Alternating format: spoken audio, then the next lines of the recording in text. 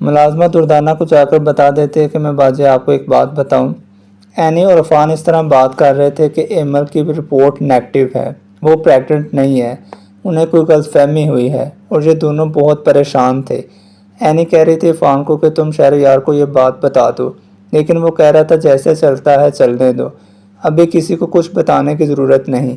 اس پر دردانہ بہت خوش ہوتی ہے، اس کی تو خوشی کی کوئی انتہا ہی نہیں۔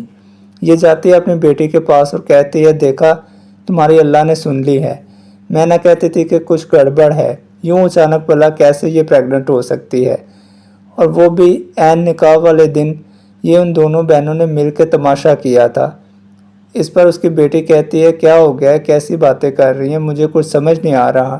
جواب میں دردانہ کہتے ہیں تم یہاں بیٹھو میں تمہیں سمجھاتی ہوں، یہ ایمل کوئی پریگننٹ نہیں ہے، یہ ان دونوں نے جھوٹ بولا تھا تاکہ شہریار اور تمہارا نکاح نہ ہو سکے۔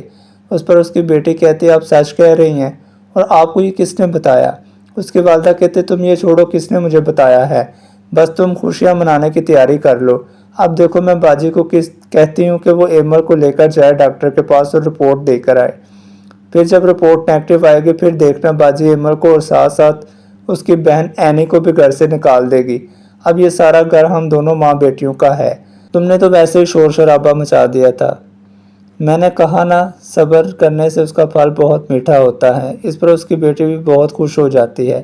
اچھا یہ بات ہے، اب دیکھیے میں شہریار کو سب کچھ سچ بتا دوں گی اور وہ ایمل کے پاس نہیں جائے گا، اس سے نفرت کرنے لگ جائے گا۔ تو اس کی والدہ کہتے نہیں، ابھی تم شہریار کو کچھ نہیں بتاؤ گی، میں باجی سے کہوں گی، باجی اسے ڈاکٹر کے پاس لے کر جائے گی اور باجی خود یہ بات شہریار کو بتائے گی، تمہیں کیا ضرورت ہے برا بننے کی۔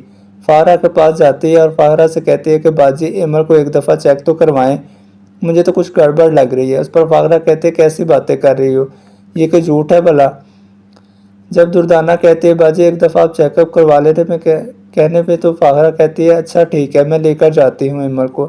یہ ایمل کو ڈاکٹر کے پاس لے کر جائے گی اور ادھر اینی کو جب پتہ چلتا ہے، اینی عفان کو اسی ٹائم فون کرتی ہے اور کہتی ہے عفان اب کیا ہوگا؟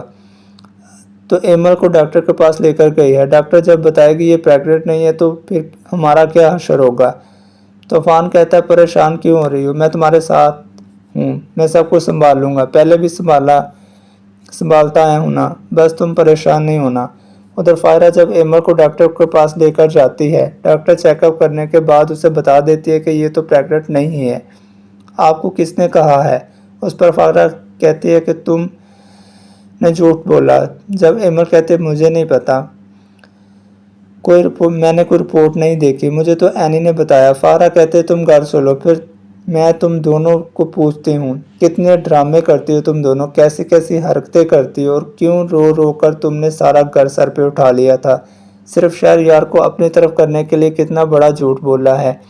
اس اینی کو تو میں نہیں چھوڑوں گی، اسے تو میں گھر سے نکال کے رہوں گی۔ ادھر عفان شہریار کو ساری بات بتا دیتا ہے، اسے سمجھا دیتا ہے کہ ہم سے غلطی ہو گئی ہے، اب تم اس معاملے کو اپنے طریقے سے ہینڈل کرو ورنہ ممی اینی کو اور ایمل دونوں کو گھر سے نکال دے گی۔ فاہرہ جب گھر آتی ہے اتنے میں شہریار بھی آ جاتا ہے اور فاہرہ کہتی ہے شہریار تمہیں معلوم تھا، تم بھی ان کے ساتھ تھے؟